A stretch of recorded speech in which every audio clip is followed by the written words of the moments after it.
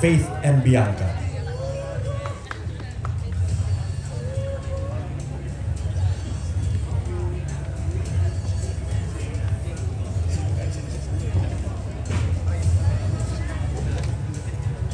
Guys, kahit sino pwedeng sumagot sa inyo. Okay, this is the first question. As early as now, what has this role done for you in terms of your career? As early as now po, this show has already done so much for me.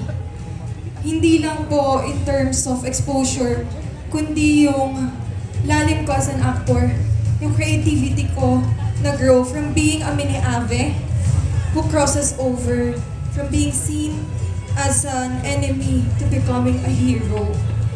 At naniniwala ako na marami pa pong pintong magbubukas dahil dito na hindi ko pa ever nai-imagine sa buong buhay ko. And I can't wait because I know that it's gonna be exciting and humbling. Thank you so much. Ayan, para sa akin naman, as early as now, parang hindi ko ma-explain, pero naniniwala ako na maraming pintuang magbubukas dahil sa Encantadia Chronicles Sangre at isang malaking karangalan na mapabilang at mapasama ako sa napakalaking proyektong ito. Lubos nagpapasalamat sa GMA dahil sa pagluklok nila sa akin dito at sa aking mga co-sangres na kung hindi dahil din sa kanila hindi ko magagampanan ng maayos yung aking gampanin. And naniniwala ako na mas pagbubutihan ko, magsasaliksik, magiging handa para sa mga susunod pang pagkakataon. Maraming salamat. Thank you, Calvin. Para naman sa akin, ang Encantadia Chronicles Sangre ay napakalaking biyaya na ipinagkaloob sa akin ng Panginoong Diyos. This is a full circle moment for me bilang isang bata na nanonood lamang ng Encantadia noon. And now, to be able to portray the character of Sangre Flamara na punong-puno ng alab ng puso niya, di ba? Ang init, the fearlessness na even ako sometimes as Faith Da Silva, I cannot bring it out, pero dahil suot ko na ang costume ni Flamara, lumalabas lahat ng greatness in me na hindi ko din alam. Yun pala ang magic ng pagiging isang sangre. Kung kaya't maraming salamat po for GMA Network sa pag-consider sa akin dito bilang Sangre Flamara. And katulad ng sinabi ni Dea, yung growth ko, hindi lang siya as an artist. I've proven myself over and over again because of this journey na lahat ng bagay ay posible. Kaya huwag tayong matakot na mangarap, huwag tayong matakot na tumalon. Dahil yung init na nararamdaman natin, kailangan natin siyang ilabas. Maraming salamat po. Thank you, Faith. Miss Bianca? I guess I will not only speak for myself. I can speak for all of us here. At lalo na po para sa aming apat na mga sangre. Ito pong proyekto na ito, ang Encantadia Chronicles Sangre, has brought us to new heights of our lives. Literal, dinala po kami nito sa ibang mundo na hindi po namin kilala at hindi po kami sanay na karoroonan namin. Pero binigay po sa amin itong proyektong ito. At pinaghirapan po namin ng ilang taon, pinaghandaan, at tinapos po namin ito ng buong puso at buong isip. At handa na po kami ipakita sa inyong lahat iyon.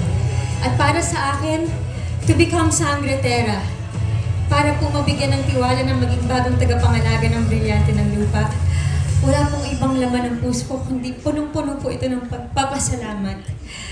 Ito po, this is a dream that I never dreamt of, but it came true. To be honest, I never thought that I would be part of the world of Encantadia because I was already part of Mulawin versus Ravena. At kaya nung inanunsyo po sa akin ito, I am thankful and I am grateful for the trust. And I am excited for the doors that will open, not just for myself, but for everyone in front of the camera and off of the camera, na mabubuksan po nitong Encantadia para sa aming lahat. Avisala Eshma. Thank you so much, Miss Bea. Thank you so much to our newest Sangres, everyone. A round of applause, please. But for now, we'll go back to the questions later. May papasilip tayo mula sa mundo ng Miss Rian, is your question. What's your favorite part about playing a villain this time? How fun was it? And for you, justifiable naman ba yung actions ni Milena? I had the best time being a villain. I really do believe that the bad guys have more fun. But also, it was such a challenge because I believe that all people are intrinsically good and that no one is born to do bad things. It comes from a place of pain, of trauma, and for me to understand my character was my biggest challenge. Justifiable ba yung ginawa ni Metena? I don't think that our situations will ever justify our actions. It's always still a choice of what you choose to do and how you react to what happens to you. You can't say that I did this because this happened to me. So yeah, it's still a personal choice. Thank you, Miss Rian. Thank you. Up next, these questions are for the 2016 Sangres. First question. May different feeling o experience ba ang pagiging Sangre for the first time noon versus now na nagbabalik kayo? Abisala from the 2016 Sangres. Magandang gabi, Abisala. May crossover.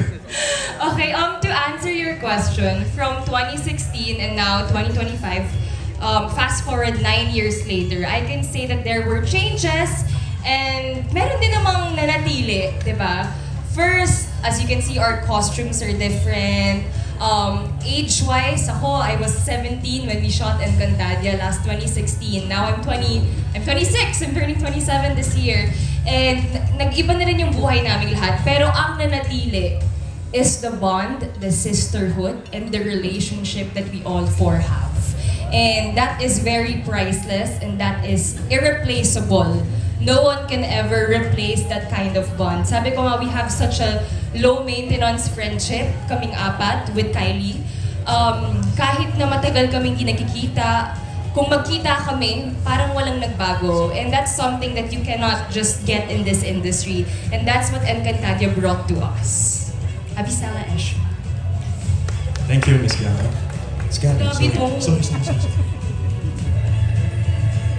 Next question. Ito, mahirap to. Advice to the new Sangres in terms of what you wish you had done when you played the role. Siguro masasabi ko, alam naman po ng nakararami na dito po ako nagsimula. Dito po nila ako nakilala bilang si Danaya at bilang si Sanya Lopez. Ito po ang Encantadia.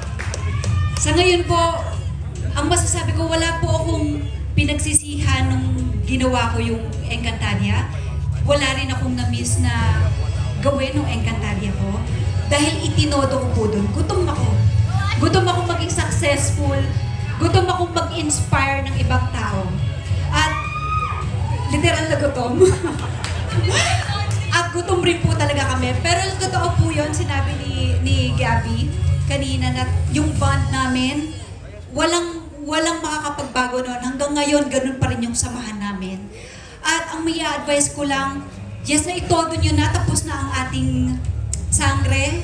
Ito na, ipapalabas na natin ito. Ang ma-advise ko lang sa inyo, galingan nyo pa. At lahat ng mga aral na natutunan ninyo, lahat ng pagsasama ninyo bilang co-actor at pagiging magkakaibigan, dalhin nyo yan hanggang sa pagtanda. At sabi nga rin, may nagsabi rin sa atin, once a Sangre, always a Sangre. Keep inspiring people. Yun lang masasabi ko. Thank you, Miss Faith. Next question for Miss Glyza. Sanya po. Abisala Eshma. Pashnea. Passionaya. For Miss Glyza, what message do you have for long-time Encantadics and new viewers discovering the world of Encantadia for the first time? Ako ngayon pa lang nakikita ko yung mga Encantadics na nandito sa harapan namin. Tuwang-tuwa po ako at maraming salamat sa pagbibigay niyo ng chance sa amin ng 2016. Maraming salamat sa pagtanggap niyo. At sa mga bagong henerasyon ng mga Encantadix, nasan kayo? Nasaan kayo? Nasa likod, ayan. Ang mga susuporta sa mga bagong henerasyon ng Sangre. Umpisa pa lang to ng kung anong tatanggapin nyo. Hindi pa natatapos ang kwento ng Encantadia.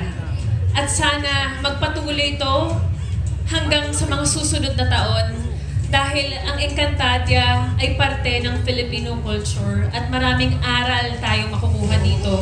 Yung values ng Encantadia ay sana po ay ipagpatuloy po natin.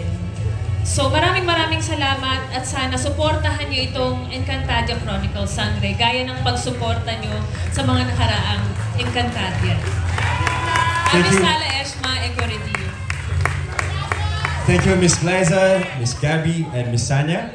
And going back to our new Sangres. This first question is for Angel and Karen.